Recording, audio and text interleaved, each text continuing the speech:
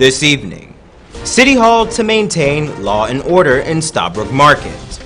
More tales of mismanagement, politics, and other scandals coming from Orealla.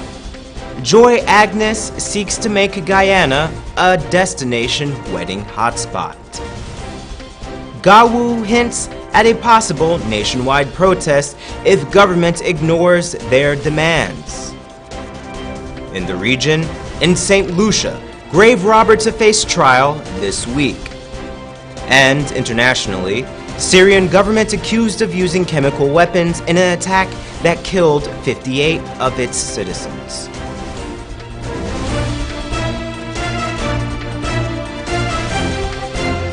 From Safe TV headquarters in South Ramville Gardens, this is Safe TV Headline News with George Gonzalez. Headline News is now being streamed live on our YouTube channel, as well as our website, safetvguyana.com. Join us. Mayor of the City of Georgetown, Patricia Chase Green, said City Hall will resume its campaign of law and order where vending and parking at Stabroek Market are concerned. Andrew Weeks got the inside scoop from the mayor when he spoke to her on Monday. Remember, Georgetown is a city, and if you want a Georgetown to be a modern city, look at the congestion in Georgetown. I was just coming to that because I'm seeing now that the guys at Stabroek Market gone back there.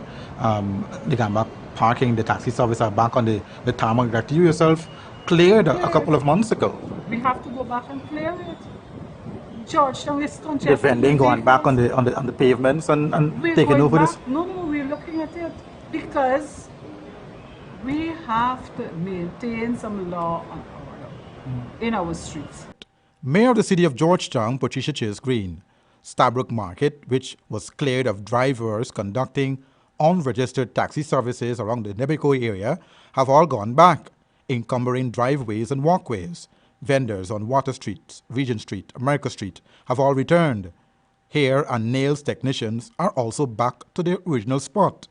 Chase Green said, "We cleared our streets, we removed the vendors, they were not expected to return. There should be no hairs and nails being done in our streets in America Street, Water Street. And I'm very firm on that. And if they have returned there, they will be removed. They must go back to the mall. We gave them until the end of June to find somewhere. And if June they doesn't find somewhere, they will still open for talks. But we will not allow them to occupy our streets doing hairs, and it's unhealthy. We're going to ask the traffic department to work with us. And so we've got a lot of work to do. I asked the mayor the question about her re-elections and if there will be a new leadership style in her second tenure. Chase Green said, "Well, you just newly re-elected. We just took the oath the other day. And is this going to see, are you going to see a new mayor or are you going to see the same mayor?" Well, you'll see a new mayor because, as I said, I'm open for talks with everyone. We're open for consultation. We will renew consultation with on the parking meter soon. We were given 3 months.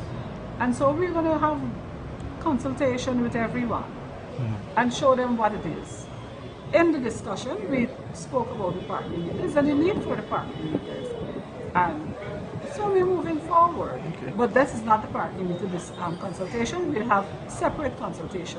The mayor is putting everyone on notice in those areas highlighted before. She says, return to the agreed location or she will have them removed and items seized. We'll keep you posted. Andrew Weeks, Channel 2, Headline News. Nowadays, many engaged couples in America are looking outside of church doors to exchange their vows.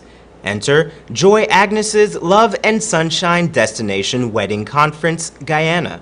Over the weekend, Miss Agnes empowered several dozen aspiring wedding planners to pursue their dreams.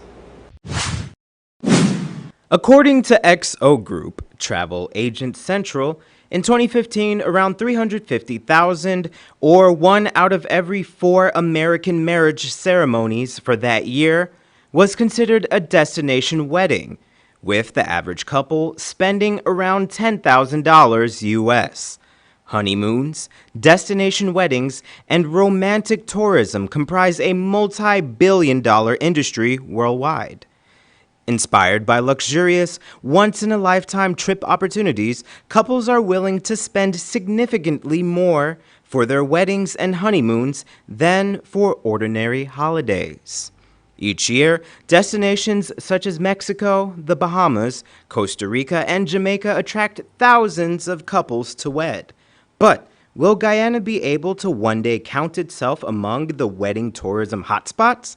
Yes, if Joy Agnes has anything to do about it.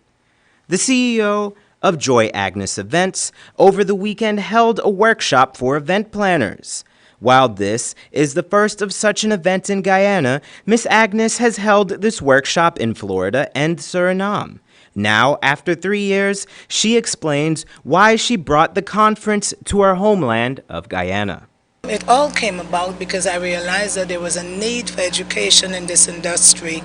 Not only do people do weddings, plan weddings, execute weddings, but I think they need to know the right terminology. They need to have the knowledge of what they're doing. Because not because you can bake a cake means it's marketable. You need to know the keywords that would make you sell that cake and the kind of crowd that you need to attract. Joy Agnes is one of the leading figures in improving the hospitality industry in Guyana. It is her view that workshops such as this past weekend's event can help inspire and encourage wedding and event planners to raise the bar in Guyana. Because the more you know, the more you grow. And this is where your money comes in, because education is not something that you can just wake up and acquire. You have to be taught to do the right thing, the right keywords, the right way to market yourself, things of that nature, and this is what I offer. So it's beneficial. Invest in yourself. It's a self-investment. Why is now such a good time to make that self-investment? Because of one word: oil. Also, we heard about, and we, in the lots of it around town, we're hearing about the black gold and the oil and all the things, and everybody's smiling. Since ExxonMobil's 2015 discovery of oil in the Stabroek Block, Guyana has increasingly shown up in international headlines. Increasing media attention is causing more persons than ever to become curious about the land of many waters. That's really how I learned about Guyana. That's really how the luxury travel at Virtuoso learned about Guyana. So you know that Guyana now it's out there. It's in, it was in Vegas. It continues to be with Joy Agnes that she spreads the words to the United States of the wonderful country that you have here and the ecotourism that you can take advantage to do wedding planning. In order to attract potential destination wedding clients in the future, wedding planners must establish a track record of excellence now. It is now the responsibility of aspiring event and hospitality industry practitioners, such as these individuals, to leave lasting impressions on those who decide to tie the knot in our nation. One of the participants thanked Miss Agnes for the opportunity to learn from the best. So I was browsing through Facebook after we got married, and I watched a video of Dwayne and Gabrielle doing his weddings. And I told my husband, I said, Winston, I want the person who did this to train me. And here I am.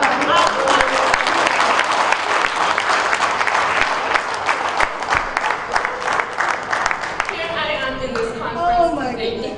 The workshop concentrated on brand building, making connections, and personal empowerment.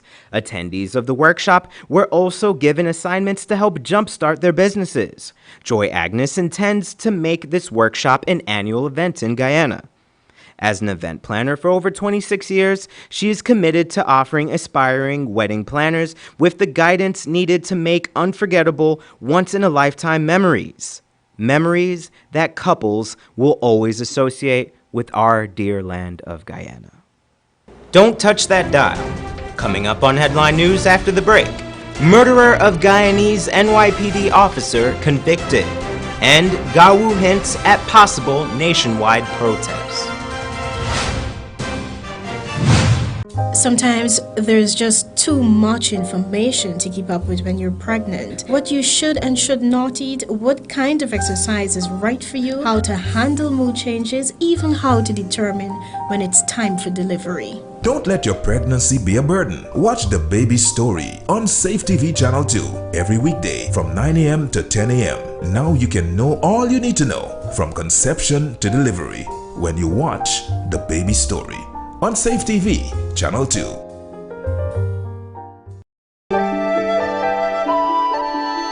Now opened, the new thriving Chinese restaurant Providence location.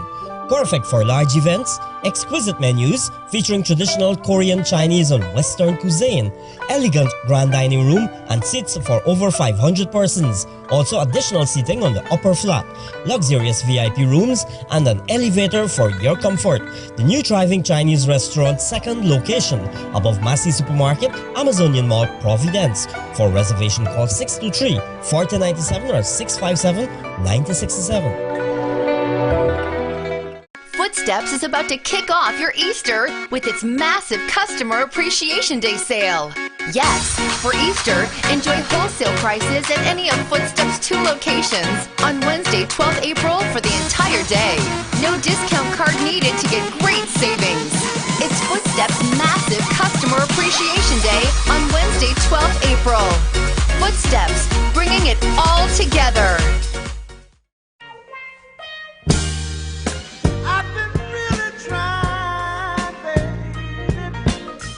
Yes, let's get it on. Total U Plus is introducing the bridal collection. We sell bridal gowns with over 150 styles to choose from, including bridal gowns for Muslim brides. We also sell bride and bridesmaid gloves, tiaras, petals, flower girl baskets, bridal pins, just married signs for vehicles, guest books and pens, aisle runners, veils, table placement holders, garters. Yes, the complete collection. Come see our bridal display in store. Total U Plus Bridal Collection, Froggity's Mall, booth number 16. Let's get it on. Need a ride around town and beyond? Look no further than Oasis Ride Taxi Service. With affordable prices and some of the best drivers in the business, we've been delivering prompt and reliable service to Guyana for over 16 years. We also offer tours, chauffeur service, and even car rentals. You can call us at 231-5554 or 225-5496. For deals, specials, and more information, find our page on Facebook. Oasis Ride Taxi Service. Let's go. Seems like people will try just about anything to lose weight these days. But nothing works better than proper dieting and exercise. So if you're guilty of eating the wrong foods, not finding time to exercise, or can't afford a gym, join Safe TV Channel 2 for Body and Spirit. Aerobics workout with Dick Nunez. Hello, I'm Dick Nunez. Welcome to Body and Spirit Aerobics. Weekday mornings from 7 a.m. to 7:30 a.m. Don't hesitate. Act now, because your greatest wealth is your health.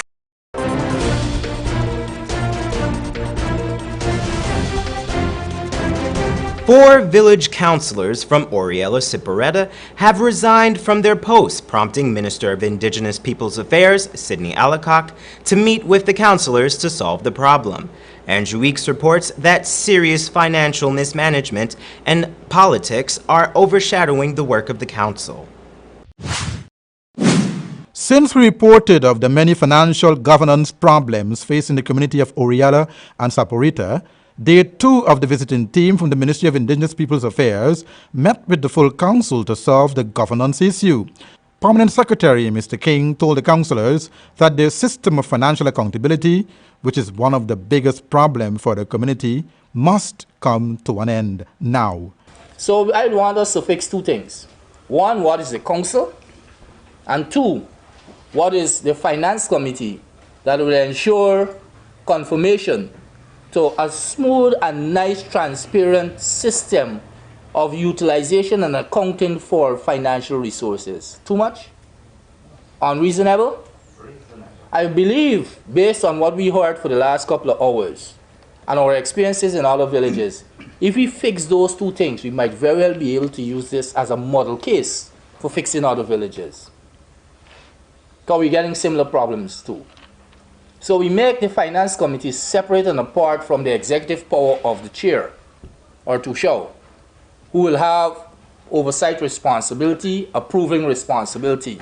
But this financial committee would always prepare and make recommendations in keeping with an agreed budget for the next period.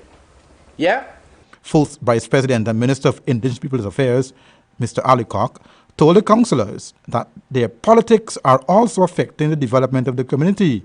They must be able to put the needs of the community first, says the minister. Election time, when it's election time, then it's election time. When it's time like now, it's work time. It's like one official this morning, I think it was, made mention of there are 9 religious groups here. And there's one book, the Bible. And he's saying in it, it states, love thy neighbor as thyself, and that's missing. As a result, you have to be above board. You have to be fair. You have to understand that none of us are here to become stones. So there must be a legacy left, which should be good, a good legacy for the others. There must be a correction of the wrongdoings over the years. This is what the people are asking for. Give everyone a chance to be able to voice their opinion and then to come up with a plan that will give you that way forward. The absence of the 4 councillors are putting tremendous pressure on the council, and recommendations were made by the Tushau, Henry, as to how the 4 temporary councillors and the financial committee should be elected. I know we are dealing with the public at large, and this is a democratic country. I would beg that if we can give the public a say into identifying the 4 councillors and the financial committee. If we can do it, give them a week notice, and we can do it through an election. That is my recommendation. There have now been 2 names nominated by the community, but 2 more are needed to complete the 4 councillors. Councillors share their recommendations. I am willing to work along with anybody for the development of our community. As the treasurer, I would be very grateful for a finance committee to work along with the village council. What I've been calling for all along is a budget system to be put in place. Also that I would go along with the captain of the councillors to replace the 4 councillors and to do early auditing of the treasurer. From Zipuruka, and we've not been having so many problems there like Orealla here.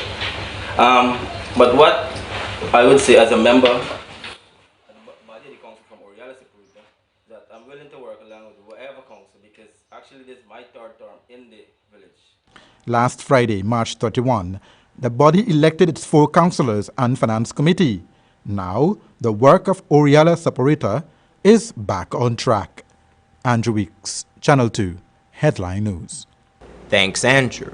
The Guyana Agricultural Workers Union held a press conference today to express their issues with the management of Gaisuco. Here's more. Only one language these people understand. The language of protest, the language of fight back, and that is not good for this nation, it's not good for this industry, it's not good for the workers. But if it is, that's all they understand, then we will have to be engaged in that kind of protest. We hope we don't have. General Secretary of the Guyana Agricultural Workers Union, Paul Narain, is speaking on the behalf of the many sugar workers his union represents. Workers who feel as if they are getting a deal as raw as the sugar they are forced to produce. When we're not planting cane, they offer alternative work to us. Like when the cane finish cutting, clean up the field, etc. Now Gaisuco is forcing us to go and harvest cane. We're not cane cutters. For the past 4 weeks, cane planters attached to the Enmore Sugar Estate have been compelled by Gaisuco management to cut cane. This is a move that was met with much resistance from the over 70 workers affected at this specific estate. They are being compelled to do this task despite assurance from management stating otherwise. That meeting concluded with Guy Suku's assurance that the planting would be offered alternative work, like engagement in the factory, rat baiting, in-field weeding, and canal cleaning. Lo and behold, contrary to the undertaking, the workers, on their arrival to work on March 27, 2017, were advised by the management of the estate that only cane cutting tasks would be provided to them. According to Narain, none of the men opposed the concept of doing other jobs in the absence of planting jobs. The workers are so opposed to cane cutting because the job is far different than planting. Also, they were not contracted to do such a back-breaking job. As such, the workers expect that management would respect the terms of their contract. Also, Narain asserts that other jobs besides cutting are available. This suggests that Guy Suko may have more insidious motives. Contracts for plant cane, and some of them got a contract, say, they will show you at the end of the conference. You know, they are cane planters. We have an agreement about certain jobs that ought to be given to them. But Guy Suku has some wicked agenda. Probably they want to chase the people away so that they could relieve themselves of the obligation of severance. Leads Gawu to believe that Guy Suko is in fact preparing to close the sugar estates. Position is that if it is that this is the preparatory step for the closure of the estate, then come and say it. Say it honestly, say it truthfully, and prepare people's minds for it. Union reps feel that they have gone through the necessary channels to raise their concerns. As such, they are now calling on Minister of Agriculture, Noel Holder, to personally intervene. Additionally, Gawu representatives demand honest and open dialogue with the Ministry of Agriculture about the future of the sugar industry in Guyana. A tragic saga for one family may have finally come to a close. In October 2015, Guyanese-born NYPD officer Randolph Holder was shot and killed as he pursued 32-year-old Tyrone Howard. On Monday, Howard was sentenced to life in prison without parole. Andrew Weeks reports. According to a CBS News report, Tyrone Howard was sentenced Monday in Manhattan Supreme Court for killing 33-year-old police officer Randolph Holder Jr. Howard was convicted last month on charges that included murder, robbery, and weapons possession. Judge Michael Obus called Howard a one-man crime wave, noting the prosecutor's list of the defendant's run-ins with the law that started when he was 13 years old and ended with the fatal 2015 shooting.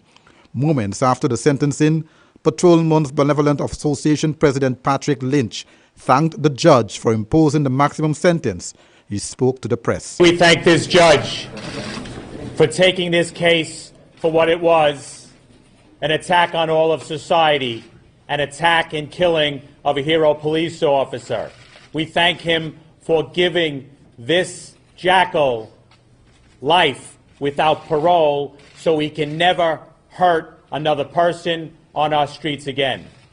We thank our district attorney and our assistant district attorneys who stood here and told Randolph's story so everyone could understand, the jury could understand, the judge could see that this jackal is pure evil and should never walk the streets. Just before sentencing, Randolph Holder Sr. addressed the court and had the opportunity to speak directly to his son's killer. He called his son's killer a miscreant and a beast. He told the press the goodness his son possesses, even though he came from Guyana. I must say that we could come from far and do good. We could be an example of the best. Randolph came from over 2,000 miles and did make a difference, even though we are still hurting. I just want to send a message out there to the mothers and fathers to take care of your kids and just teach them every day discipline, manners, so that when they go out there they could be respectful to the police and do good.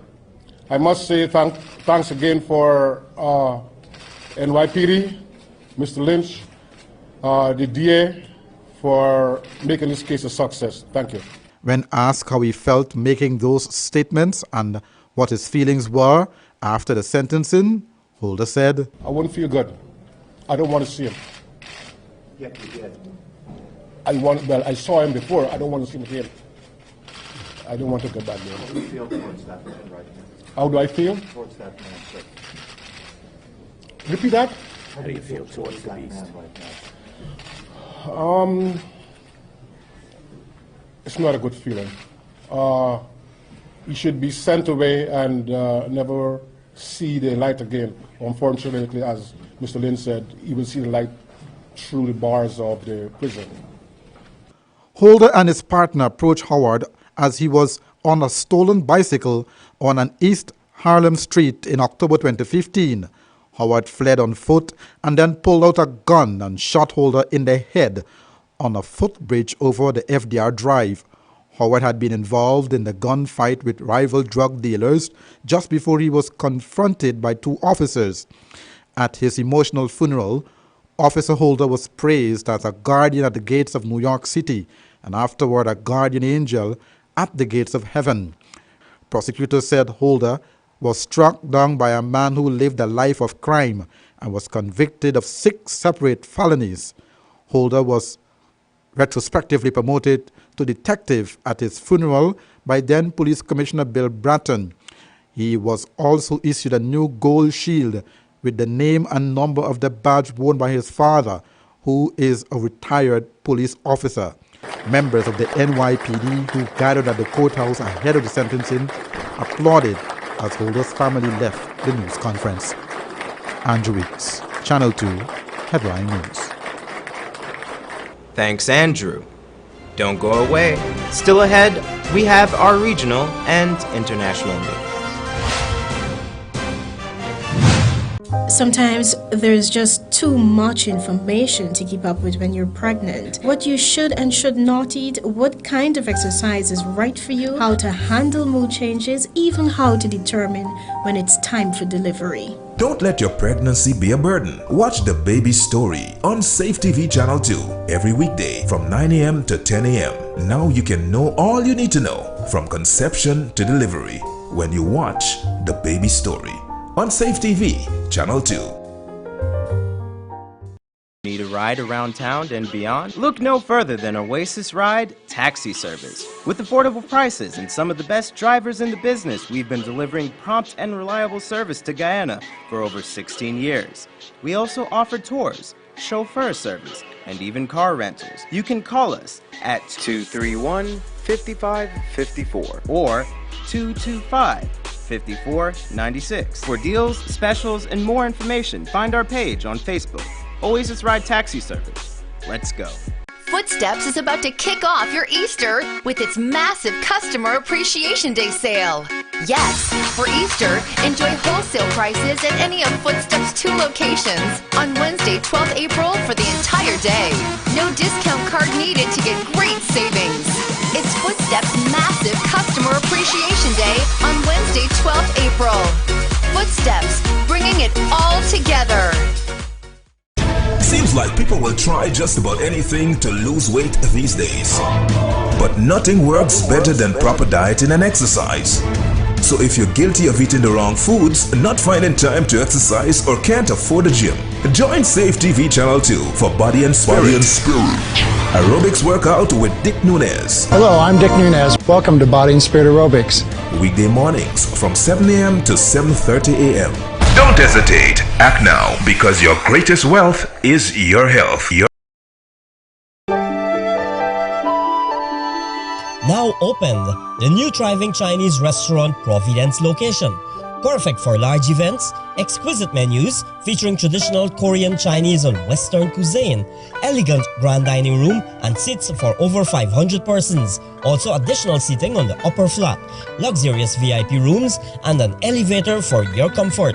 The new thriving Chinese restaurant second location above Massey Supermarket, Amazonian Mall, Providence. For reservation call 623-4097 or 657-9067.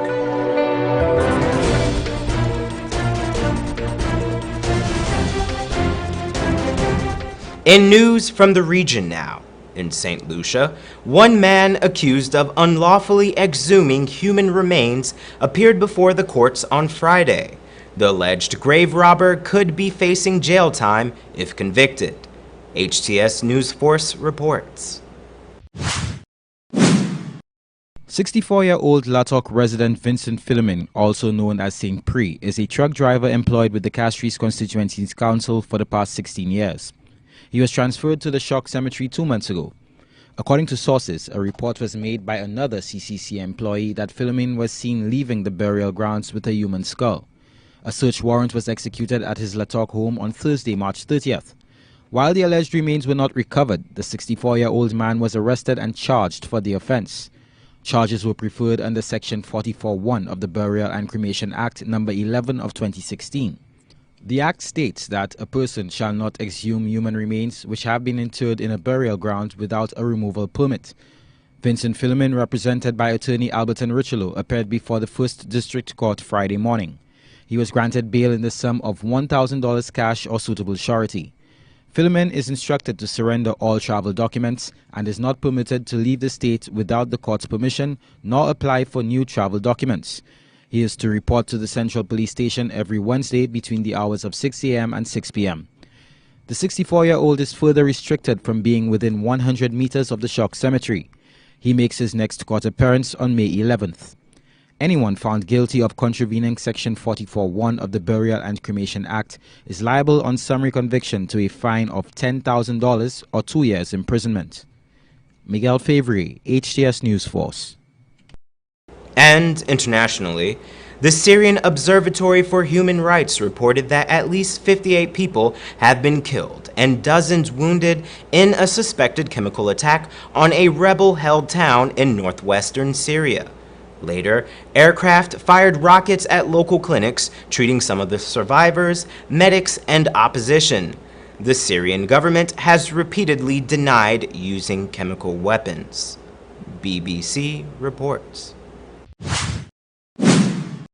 The following report contains some disturbing images. This is some of the footage opposition activists posted online after the attack on the town of Khan Sheikhoun. Medical sources told the monitoring group, the Syrian Observatory of Human Rights, that the symptoms, the difficulty breathing, the foaming at the mouth, were consistent with a gas attack. Witnesses talk about people choking and fainting after the early morning airstrike. Other pictures, too graphic to broadcast, show what appear to be the semi-naked bodies of the dead, many of them children. Some reports describe people taking victims' clothes off and hosing them with water to try to help them. The symptoms that we witnessed are different than symptoms of chlorine gas. All the victims who arrived had neural stress and yellow saliva coming out of their mouths. And very soon blood started coming out of their mouths too, which means that their lungs are damaged. This area in the northwest of Syria has been under heavy bombardment by pro-government forces. It's controlled by a range of opposition groups, including jihadists linked to Al-Qaeda and Free Syrian Army fighters. There's been no official response from the Syrian government to the claim of a gas attack. They've repeatedly denied using such weapons in the past. A political opposition group has called for a UN investigation into today's attack. Ben James, BBC News, Beirut. And that's Channel 2 Headline News for this Tuesday evening. As we take our leave, we invite you to find Channel 2 Headline News on Facebook, YouTube, and safetvguyana.com. You can also tune in tomorrow morning at 6:30 for a rebroadcast, and Wednesday evening at 7 o'clock for more news. For now, I'm George Gonzalez, signing out from this newscast. Thank you for welcoming us into your homes, and do have a blessed evening.